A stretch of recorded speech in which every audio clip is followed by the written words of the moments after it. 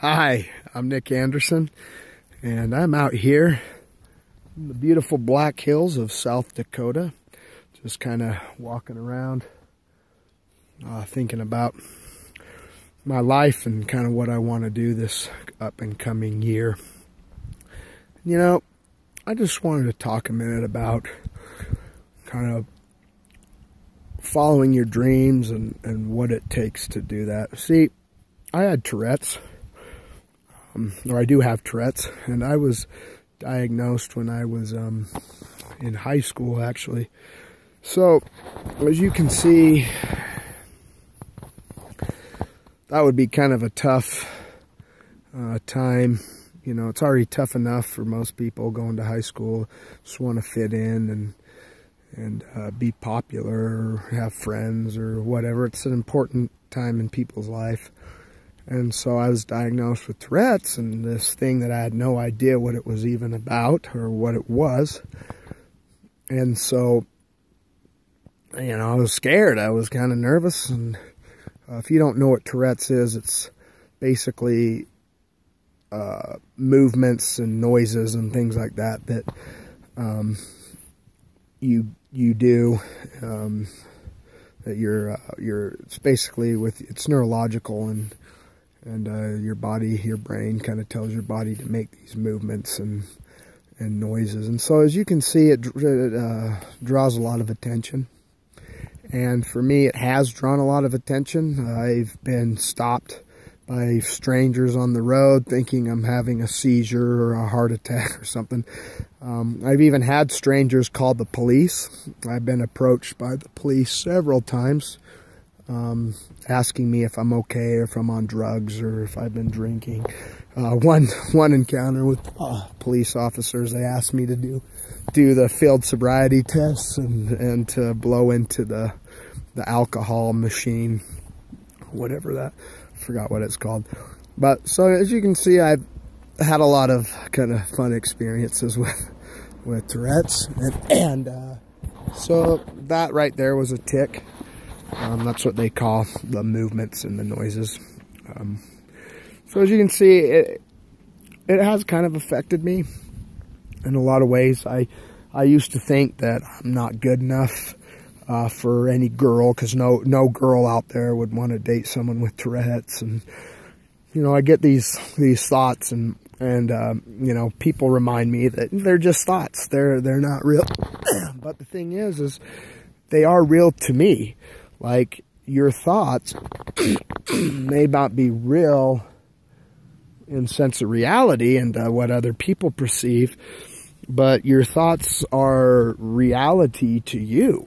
Like, your mind makes up this reality that you try to live in and figure things out, and your mind takes bits and pieces out of your environment, out of your past situations, out of your experiences, and forms this kind of reality that you play in every day as a character.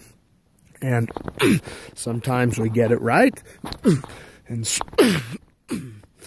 sorry, excuse me. Sometimes we get it right, and other times we are totally off. You know, we're not even close to what reality is. And so that's kind of what I've been dealing with, is doing some soul searching and kind of figuring out who I am and what I have to offer.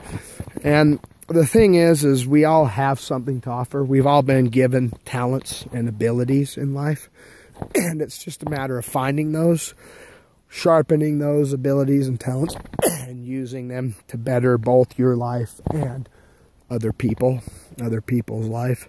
And so, you know, I have been given a lot of gifts, and one of them is having a passion for animals. And I've always worked with animals ever since I was a kid. I started off, you know, with dogs, cats, guinea pigs, every pet imaginable my parents would get, and so I would, you know, I was always surrounded with pets. And then at 19, I started off as a falconer, and I had my own red-tailed hawk that I would fly and hunt with and train. And so I'm not going to give you a full-length history of what I've done, but just kind of bits and pieces. From there, I went on to working at a local zoo, working at a bird show. And then I started running a raptor program at a local zoo where I got to train a variety of different birds of prey, both owls and diurnal raptors. So I got to train eagles, hawks, owls, things like that, falcons. I had a bald eagle that I'd go do presentations with in the local area, and I just loved that bird. He was my buddy. He was just a great, amazing bird. Hopefully I'll show pictures of him coming up here. But so I did that, and then I got the opportunity to go to a sanctuary and help kind of manage that and work with their animals. They had big cats, so they had lions, tigers, leopards, mountain lions, and then they had a variety of different brown bears and black bears. And then they had a variety of livestock or domestic animals, horses, donkeys, llamas, chickens, turkeys. They even had a camel, which was cool. And so I kind of helped there and got a lot of hands-on experience working with big cats. I had a lot of good experiences with those animals. I still, remember the big cats and how cool it was just to, be with those animals. I remember one experience in particular is there was this full-grown male lion that I got to work with, and he was just a powerful animal. Every time he roared, you could just feel the intensity in that roar. You could feel it. Not only hear it, but you could feel it. And so that was cool. And so I got the chance to kind of work with him. And I'd go up there and sit by his, sit right next to him. Of course, there was a chain link fence dividing us where his habitat was. But I got the chance to sit there and kind of reflect on the day. And I'd just sit there, and he'd come up and sit right down beside me on the other side of the fence. And he'd just sit there. And then as time went on, he would lay down, but just right there. But every time I'd move or I'd stand up to move, he would wake up and immediately pop up and make sure that I was all right. And so that was a cool experience I got to have with that animal. And so anyways, I went from there to working at a wildlife drive-through park.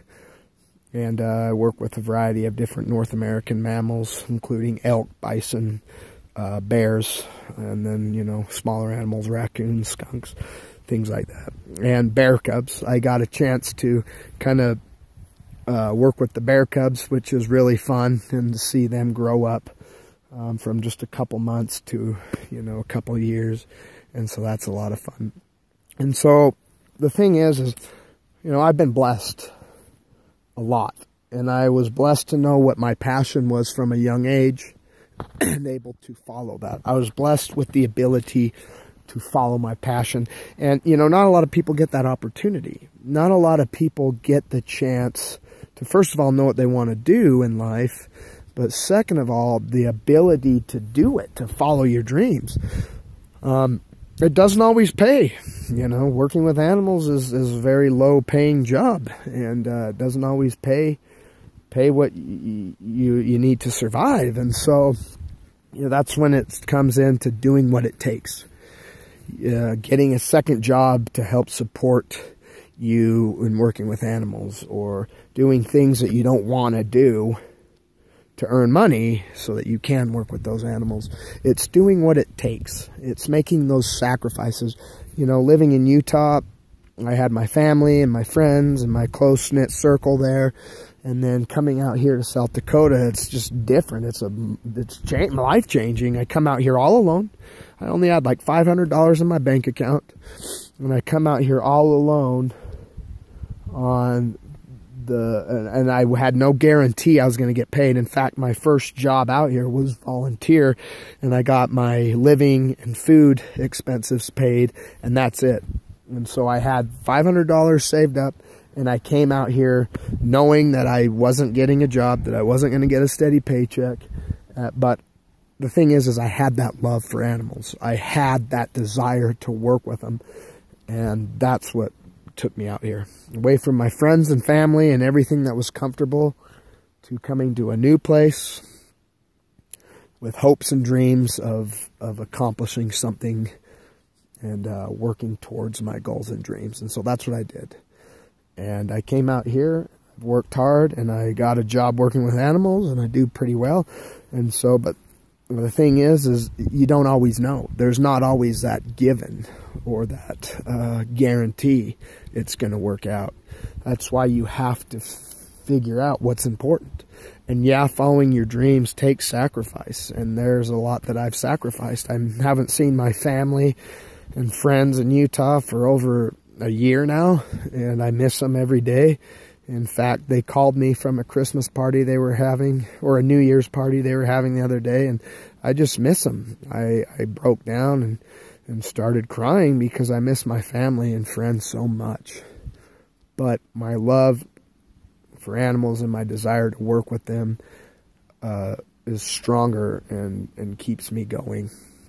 And so even though things get hard, I still have that passion to go for them. And that's the thing, is following your dreams isn't going to be easy.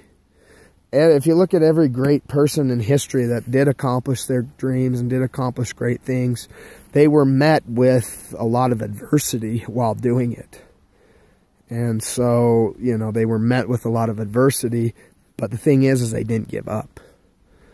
And that's what I'm doing, is I'm not giving up. And I know I'm going to accomplish great things because I have the mindset, and I have it set in my mind that I'm going to accomplish what I set out to do. And that's why I keep going, is because I've made up my mind, and I know that nothing's going to stop me from doing it. And I know I'll be met with adversity and temporary defeats, but I'm going to keep going, and I'm going to keep doing it. So I hope you all can find that. Anyways, I'll see you soon. Till next time.